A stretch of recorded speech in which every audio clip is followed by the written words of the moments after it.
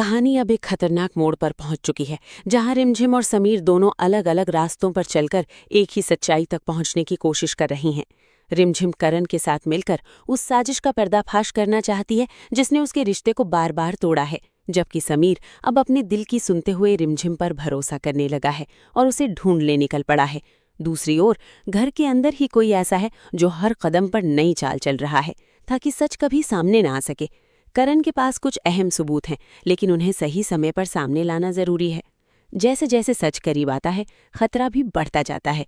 अब समीर और रिमझिम आमने सामने आने वाले हैं, जहां एक तरफ प्यार है तो दूसरी तरफ शक और डर। क्या उनका भरोसा जीत पाएगा या फिर साजिश एक बार फिर सब कुछ तोड़ देगी?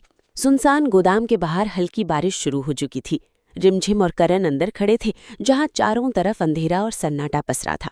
यहीं छुपे हैं वो सारे सबूत, करण ने धीरे से कहा। रिमझिम ने चारों ओर देखा।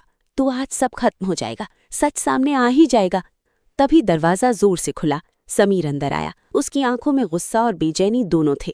रिमझिम रिमझिम चौंक गई। समीर, तुम यहाँ? समीर तेजी से उसके पास आया। तुम बिना बताए चली गई, क्या साबित करना चाहती हो?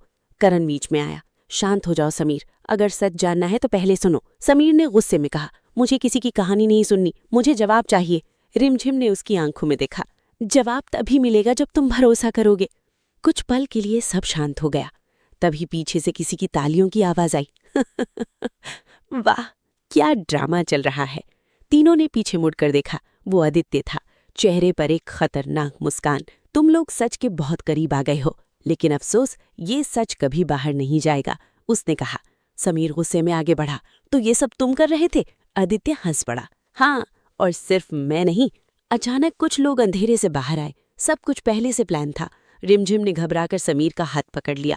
तरन ने धीरे से कहा, अब असली खेल शुरू होगा। बारिश तेज हो गई। अंधेरे में साजिश और गहरी हो गई। अब सवाल ये है कि क्या समीर और रिमझिम मिलकर इस जाल से बाहर निकल पाएंगे, या फिर ये साजिश उन्हें हमेशा के लिए खत्म कर देगी। प्रयागराज के तंग गलियों वाले मोहल्ले में सुबह सुबह प्रिया अपनी पुरानी जंग लगी साइकिल पर बैठी अपनी छोटे भाई को स्कूल छोड़ने जाती थी। 19 साल की प्रिया के चेहरे पर हमेशा एक थकान रहती थी। पिता की मौत के बाद घर की सारी जिम्मेदारी उसके कंधों पर थी। माँ बीमार रहती थी और छोटा भाई पढ़ाई के साथ साथ भूखा भी सो जाता था। प्रिया कॉलेज के बाद एक छोटी सी ब्यूटी पार्लर में काम करती थी, जहां उसे दिन भर औरतों के बाल संवारने और चेहरे पर मेकअप करने के बाद सिर्फ 150 रुपये मिलते थे। एक दिन तेज बारिश हो रही थी। प्रिया भाई को स्कूल छोड़कर लौट रही थी कि अचानक साइकिल की चेन टूट गई। बारिश में भीगती प्रिया सड़क किनारे खड़ी रोने लगी। तभी एक साधारण सा लड़का अपनी साइकिल लेकर आया। सफेद कुर्ता, हल्की दाढ़ी और आंखों में अनोखी शांति। रो मत दीदी, मैं ठीक कर देता हूँ। उसने बारिश में भीगते हुए प्रिया की साइकिल ठीक कर दी। प्रिया ने आंसू पोंछते हुए पूछा, आपका नाम क्या है? अर्जुन, उसने मुस्कुराते हुए जवाब दिया।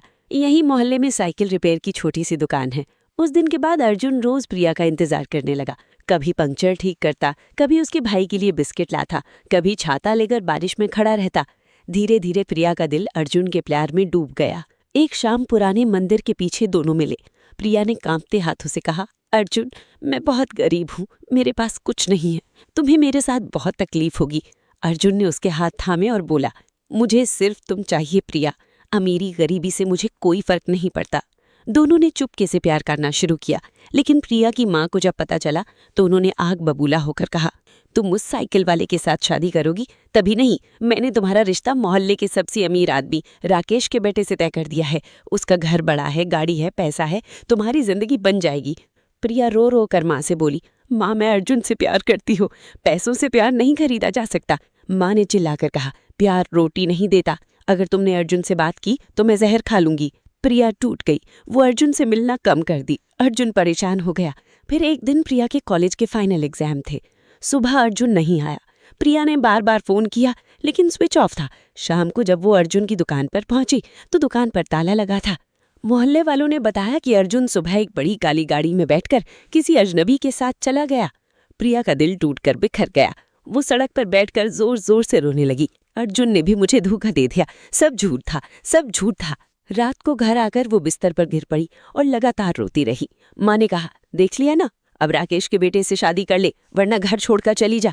प्रिया ने चुपचाप रोते हुए कहा, मैं किसी से शादी नहीं करूंगी माँ। तीसरे दिन अचानक पूरे मोहल्ले में हलचल मच गई। एक लग्जरी ब्लैक एसयूवी मोहल्ले में घुसी। गाड़ी से एक लंबा खूबसूरत सूट वूट पहने युवक उतरा।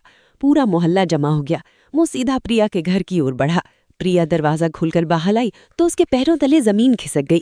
सामने अर्जुन खड़ा था, लेकिन बिल्कुल बतला हुआ अर्जुन, महंगा सूट, लाखों की घड़ी और चेहरे पर राजसी अंदाज। प्रिया गुस्से में आगे बढ़ी, तो ये सब तुम कर रहे थे? आदित्य हंस पड़ा। हाँ, और सिर्फ मैं नहीं। अचानक कुछ लोग अंधेरे से बाहर आए। सब कुछ पहले से प्लान था। रिमझिम ने घबराकर समीर का हाथ पकड़ लिया। करण ने धीरे से कहा, अब असली खेल शुरू होगा।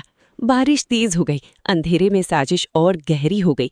अब सवाल ये है कि क्या समीर और रिमझिम मिलकर इस जाल से बाहर निकल पाएंगे, या फिर ये साजिश उन्हें हमेशा के लिए खत्म कर देगी। प्रिया ने घुटनों पर बैठकर अर्जुन को देखा, जिसकी आंखों में गिली कर रहे थे आंसू।